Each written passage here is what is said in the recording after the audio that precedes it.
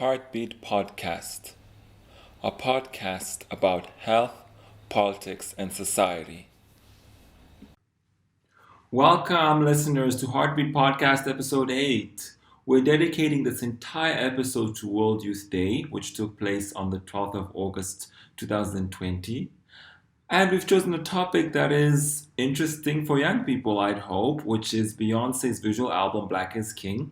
As you all know, it dropped at the end of July, 31st of July, and it has caused quite a stir for its inclusion of African imagery and aesthetics.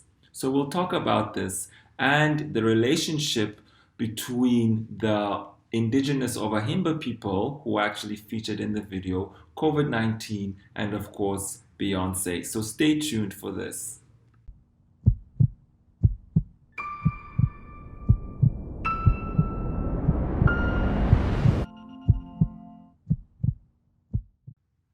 Welcome back to Heartbeat Podcast. Let us listen to what one listener had to say about Beyonce Black is King and the inclusion of the Ovahimba people in the video. Is this to respond to the Beyonce featuring the Ovahimba people of Namibia? I personally feel like it's Black excellence, and I'm so proud to see that our culture, our Namibian heritage, is being represented on such a platform, especially by a globally recognized artist like Beyonce. So I really hope that in the near future we keep featuring these type of images so that even the near coming generation doesn't forget where they come from, that they also don't forget their roots. So I'm really proud that she featured the Ovahimba people.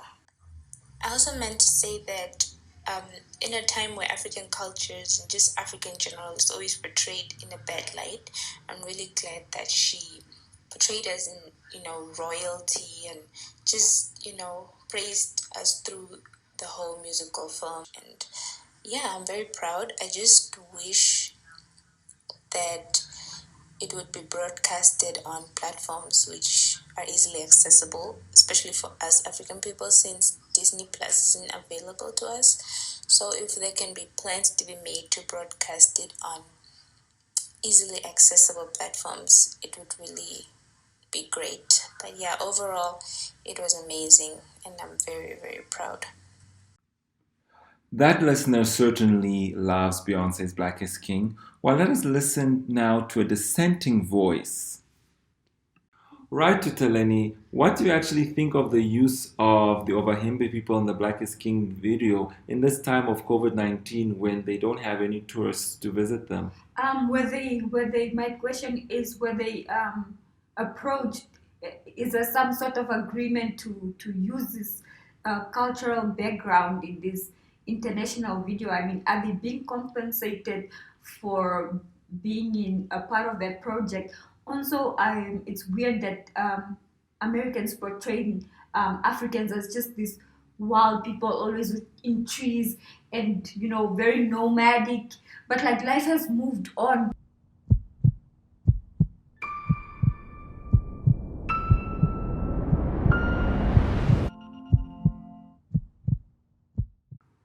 With no further ado, we'll now turn to the interview with Namibian creative artist and model Reginaldo Atunes and Namibian newspaper journalist Yokany Oliveira. Listen up, you're going to learn something about Beyonce's Black is King, the Ovahimba people, and COVID-19. Stay tuned for this. I'm very glad to be joined on this World Youth Day with Yokany Oliveira, who's a multimedia journalist and reporter here at the Namibian newspaper. Hello, Yokany. Nice to be here. And I'm also very honored to be joined by Reginaldo Atunes, who is a creative and he's also a model here in Namibia. Namibia is one of the main tourist destinations in Africa, and our tourism numbers have fallen to practically zero. We know the government has tried to invite tourists back, and they're supposed to have arrived already in this August. They had a targeted program for specific tourists from certain lower risk countries, but we don't know how that's going to pan out, and we wonder how that will affect actually the communities that are dependent on tourism. So, Reginald, we want really to start with you and ask you. You have actually worked with Ovahimba individuals and communities. Can you please tell us about that, and then lead us into how it led to your collaboration with Beyonce? Okay. Hi everyone again. First of all, I'd like to say thank you for the opportunity on the platform. So yeah, as I feel like as we're growing up, right, and once we become honest with ourselves, we start to realize that there's certain teachings that we're taught in society that basically are not applicable, and there's certain things that we're told is wrong in society that is applicable. So as I was basically learning and unlearning stuff, I came to realize that one of the biggest problems that we have as human beings is the mere fact that we've been stripped of our identity and our dignity. So people will then tell you what you should be, how you should define yourself, which goes against your true self and your true nature.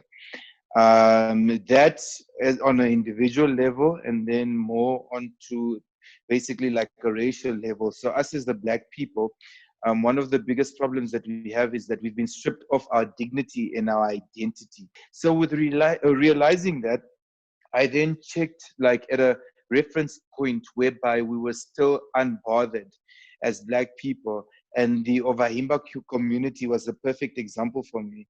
And especially because I'm a Bantu. So Vambus, Hereros, Damaras, Angolans are all from the from the Bantu. And Ovahimbas being Bantu was a perfect reference point for me. So that's how I then started focusing my art on that, because I feel as an individual we're supposed to be activists, right? And we're supposed to basically reflect all our actions on our morals, and we're supposed to be an example to society. So because of that, I was like, okay, you know what, I'm going to focus my artwork on enlightening people and waking them up and making them realize the truth of the world and how we can solve the problem. So I started involving myself around these Ovahimba ladies who were basically situated around Avani. And so I worked with my Situated where? initial Avani, Or Vani Hotel in Windhoek. in Ventukis. And but it's not the first time I was introduced to these Ovahimba women. Like it came along. I have a So good what friend do of they mine from typically South do Africa. at Avani? Because this is what I would like our listeners to know. Okay, so these Ovahimba women basically sit there and they sell jewelry that they make themselves. They sell the Ooh. jewelry, and obviously to tourists. And obviously, also when tourists come and they want to take pictures, they basically charge these tourists for A fee, right? taking pictures with them. Yes, a fee. Yeah. And So yes, thank you. I want to interject there and just actually ask you, how do you think now COVID-19 has affected these small, small scale enterprises, but also largely because we know over Himba people also have cultural villages in several points. Do you know, have any information on how that has changed, both from the small and the larger scale? from the last time I communicated with the ladies that I'm friends with, they are not situated where they used to live before. And I've noticed even where they used to work before, they're not there. And I asked them why. And they said that it's going to be a waste of their time because there's no more tourists coming into the country. So meaning there's no more business for More them. business. So Uh, then yes. coming to the next question, because we're really short on time, I really want to come and please tell us, how is it that Beyonce, who is probably the most celebrated artist in the world today, or even of the century, managed to actually feature Ovahimba aesthetic in her Black is King film? It's mostly based on the ideology behind the whole visual album, and it speaks about black being king. So it's Right. again, But how did it she's happen? trying to, I'm familiar with the ideology of her, celebrating African yeah. peoples. But how did it happen with you being the liaison, as we read in the Namibian of last Friday? Okay, so basically, as I worked with these women, I would constantly put them on my social media. And having a close friend of mine who also worked on the visual album in South Africa, and me putting them on my social media, he then contacted me and told me that there are people that want to shoot a movie.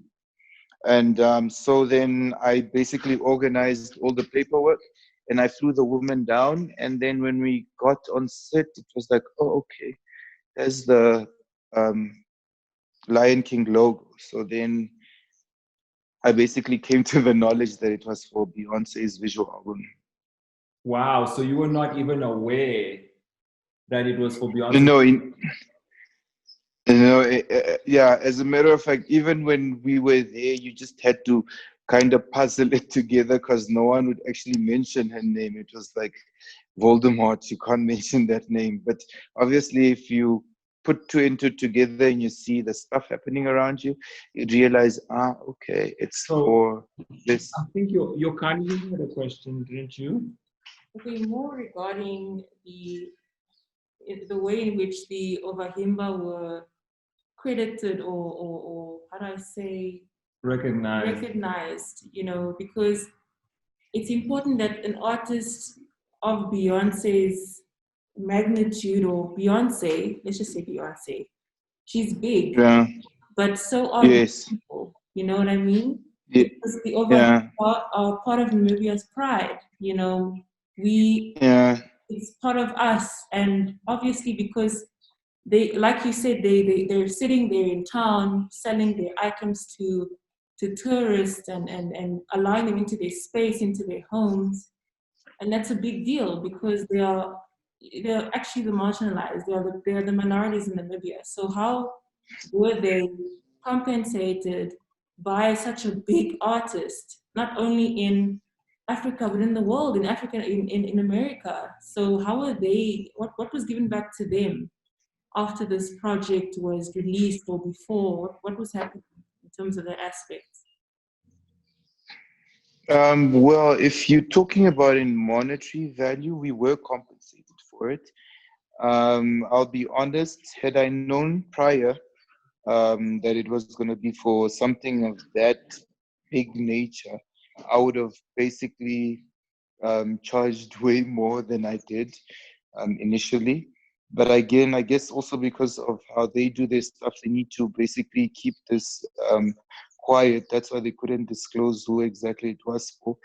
But yeah, they got compensated. We got paid and we got compensated for it. And we're currently talking we're currently working on ways to create projects that are sustainable and not just hand me outs for the Ovahimba lady. And I've thought about it, and given the current times, these COVID times, it's like the only thing that is constant is change, and we need to reinvent ourselves. So I've been talking to the girls that were in the video, and I want them to Oh, pardon, basically Reginaldo. Let us just actually acknowledge them as women, the women who are in the. yeah, the video is sorry, English. So yeah, I'm working on a project with them to create something that is sustainable and basically take it onto a better platform, if I say. Is Basically enabling them to make money without having to sit at a van. right. And so, from what we understand, the Ovahimba ladies who participated received an amount for their participation. But was there anything given to, let's say, a community or their whole ensemble, their whole atelier, if they have one, or is it just individuals? No, but that's what we're trying to work on now. But that individual payment was done, yes. Is Beyonce supporting you in this endeavor to create a sustainable livelihood for Ovahimba communities? Well, I mean, it is the production company, so I guess it's coming from her, you know. Oh, okay. So they're in the process of working on that. Well, that's good to know. Yes. Not know about So that. we are in the. Okay, cool. Oh, go on. Yeah. So I'm saying, I'm basically in the process on working on that, and I wouldn't mind if there's anyone out there who would have any ideas and any innovative ways of basically just reinventing ourselves to create a sustainable way of creating a whether it's an income or just a better livelihood for the Himbas in a way that would not interrupt their way of living and just ruin their dignity and identity, if that makes sense to you. Thank you. So, Yokany, do you have any closing questions or remarks? I think there's so much we can still unpack, obviously, because we have very little time.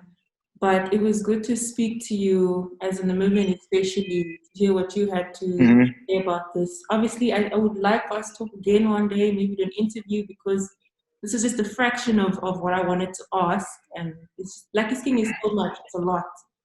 And there's so many Mm-hmm. years, topics, cultures, traditions that were really just tightly packed into one big production, which is it was amazingly done, but there's so much to discuss. So Yes. thank you for giving us your insight and your input on Black is King, and thank you for putting the Ovahimba out there, but also allowing them to be compensated or just giving them that credit.